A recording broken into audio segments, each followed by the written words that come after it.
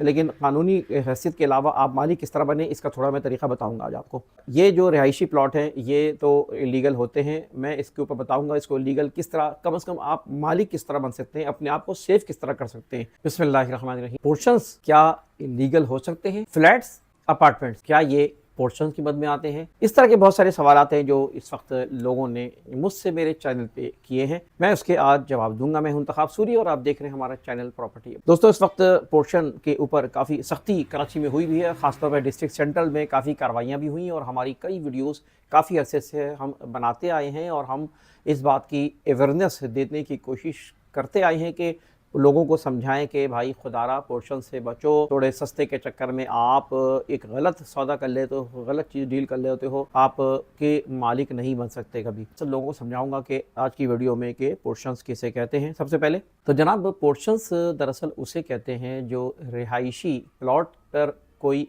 मकान तामीर किया जाए और उसको हिस्से करके बेच दिया जाए। मिसाल के तौर पे 60 गज का मकान, 80 गज का मकान, 120 गज का जो भी मकान हो, उसके ऊपर आपने लोगों ने क्या किया हुआ है कि उस पर 2 फ्लोर, 4 फ्लोर, 6-6, 8-8 फ्लोर बना लिए और उसके बाद उसको फ्लोर वाइज वो बेच देते हैं। उनके किचन भी अलग होते हैं, उनका सिलसिला बिल्कुल अलग होता है। इसे हम कहते हैं पोर्शंस। तो वो प्लॉट जो कि किसी भी स्कीम के तहत केडीए के अंडर में या किसी भी सोसाइटी में कोई प्लॉट जो कि रिहायशी मकसद के लिए दिया हो, कमर्शियल नहीं दिया गया हो, वहाँ पर इस तरह के फ्लोर बना के उसको बेचना ये नाजायज़ है और इस वक्त इस पर काफ़ी कार्रवाई भी हो रही है, सख्ती भी की गई है। तो मैं आज की वीडियो में समझाना चाह रहा हूँ कि ये दरअसल इस तरह के रिहायशी प्लॉट पर बनाना, ये दरअसल उस वक्त थे जब किसी बाप के 2 या 3 बच्चे होते थे, बेटे होते थे, तो वो अलग अलग एक ही जगह फर्स्ट फ्लोर, सेकंड फ्लोर बना के और उन पे रिहाइश इख्तियार कर लिया करता था माजी में। तो ये उस हद तक सही था। फिर लोगों ने, ज़मीनें महंगी हो गई, प्लॉट्स महंगे हो गए, घर महंगे हो गए, तो लोगों ने फिर इसको एक धंधा बना लिया, कारोबार बना लिया, जिसमें इदारे और जो है वो जो बिल्डर्स को, छोटे छोटे बिल्डर्स हैं, बहुत से ऐसे माफियाज़ हैं, सियासी जमातें हैं और इंतज़ामिया हैं, सब इसमें इन्वॉल्व हो गए। SBCA इसमें इन्वॉल्व हुई और सबके धंधे चलते रहे। अब पिछले दिनों डिस्ट्रिक्ट सेंट्रल में काफ़ी सख्ती और अभी भी डिस्ट्रिक्ट सेंट्रल में बाकायदा पोस्टर्स और बैनर्स आवेज़ा कर दिए गए हैं।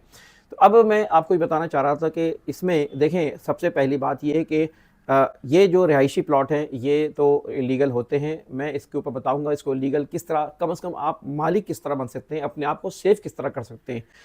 कानूनी हैसियत क्या होगी वो अलग बात है, लेकिन कानूनी हैसियत के अलावा आप मालिक किस तरह बने इसका थोड़ा मैं तरीका बताऊंगा आज आपको।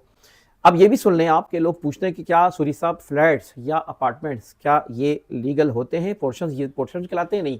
देखें, जो प्लॉट कमर्शियल हो, उस कमर्शियल प्लॉट पर अगर तामीर किए गए मकानात को बेचा जा सकता है। आपने देखा होगा कि फ्लैट्स, अपार्टमेंट्स बहुत बनते हैं, ग्राउंड प्लस 8, ग्राउंड प्लस 20, इस तरह के फ्लैट्स बनते हैं। ये बनते ही कमर्शियल पे, ये रेसिडेंशियल पे नहीं बन सकते, इलीगल होते हैं। तो जो कमर्शियल प्लॉट पे बनाए जाते हैं फिर उसके बाद उसको बेचा जाता है, तो उसे हम जो कहते हैं कि वो दरअसल ये लीगल है।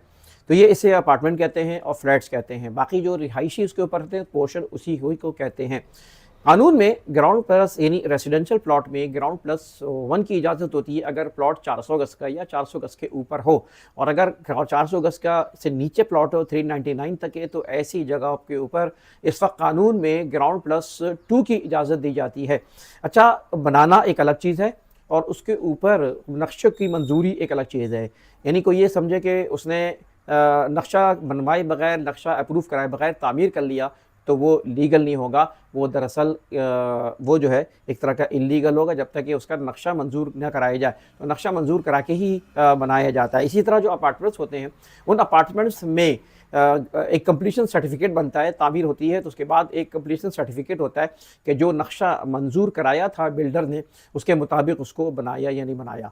अब जो कमर्शियल प्लॉट्स होते हैं वो साइज़ के हिसाब से होते हैं और उसी लिहाज से उसकी परमिशन होती है। SB है तो 400 गज की, FL है तो फला 1 एकड़, और इस तरह के मुख्तलिफ साइज़ होते हैं जिसके ऊपर ground plus high rise building मुख्तलिफ बनती है। तो आज का मौजूद दरअसल मेरा ये है कि जो पोर्शंस होते हैं तो उसको क्या हम कोई कानूनी तहफ़्फ़ुज़ दे सकते हैं एज ए मालिक, जिसमें आपको कल बेदखल ना कर दें। इस वक्त जो भी पोर्शंस हो गया उसमें आपको किसी वक्त भी मालिक बेदखल कर सकता है, या आप छोड़ के गए हों, बाहर गए हुए हों और कब्ज़ा कर ले तो आप कुछ नहीं कर सकते, इसलिए कि इसकी कानूनी हैसियत कोई नहीं होती है।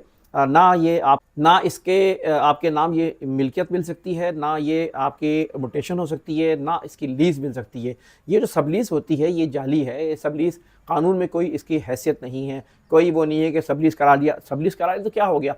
दरअसल सबलीज़ वो होता है जो कि लीगल प्लॉट हो। अब जैसे कोई फ्लैट होता है तो उसके ऊपर सेल डीड बन जाती है, और कोई कमर्शियल होते हैं तो उसके ऊपर सब लीज़ वगैरह मिलती है, लेकिन इस तरह के रेजिडेंशियल प्लॉट्स में जो बनाए जाने के ऊपर कोई जो सब लीज़ होती है ये एक फ्रॉड है, ये जाली काम है। जो भी कर रहा है गैर कानूनी तौर पे कर रहा है। तो इसके अंदर आप मालिक नहीं अब आपको तरीक़ा ये है कि देखें ये आप कर सकते हैं। इस वक्त मेरे एक आइडिया मैं आपको दे रहा हूँ कि आप मालिक से बात करें। एक या मालिक जो बनाने जा रहा है वो तहफ़्फ़ुज़ किस तरह दे सकता है कि वो जैसे 2 पार्टियाँ हैं जो कि लेना चाहती हैं, तो ग्राउंड प्लस 2 बनाया उसने और उसको जो है ग्राउंड प्लस 1 और 2 दोनों के मिलकर प्लॉट के ऊपर जो इसका स्टेटस है, टाइटल है, उसमें अपना नाम डलवा दे। अगर वो जो पोर्शन ले रहा है अगर वो अपना नाम डाल देता है तो इसका मतलब है कि लीगल नहीं हो जाएगा, लेकिन कम से कम उस शख्स का तहफ़्फ़ुज़ हो जाएगा जिसका तहफ़्फ़ुज़ अभी तक नहीं है। वो एक अगर प्लॉट मकान गिर गया मिसाल के तौर पे, तो जो मालिक है ना वो तो रहेगा जिसके नाम है ज़मीन, लेकिन बाकी लोगों का कोई वाली वारिस नहीं होगा। अब अगर खुदा न करे सूरत के हाल में अगर कोई मकान गिर गया तो प्लॉट की वर्थ में अगर 3 मालिकान हैं इस तरह की, उसमें शेयर होल्डर हैं, तो यकीनन तीनों बराबर का उसको शरीक हो सकते हैं, उसके अंदर बेचने में उनको हिस्सा बराबर का मिल सकता है। तो मकसद ये है कि इस तरह आपकी सेफ्टी हो सकती है। कानूनी तौर पे वो आप लीगल नहीं होगा, लेकिन कम से कम इतना मैं ज़रूर कहूँगा कि उसमें आप सेफ्टी आपकी हो जाएगी कि आप उसकी मिल्कियत के में एक तरह के उसके टाइटल में मालिक होंगे। तो ये एक तरीक़ा हो सकता है जिसमें आप पोर्शंस के ऊपर करें, तो अगर मतलब ये कि मालिक हों। लेकिन वैसे तो मैंने बता दिया कि ये लीगल हैसियत नहीं है, और जिसके बन गए हैं अगर वो इस तरह लीगल हैसियत लेना चाहे तो ले सकता है, लेकिन इसका मतलब ये नहीं कहिएगा कि सूरी साहब ने इसको जो है लीगल करार दे दिया।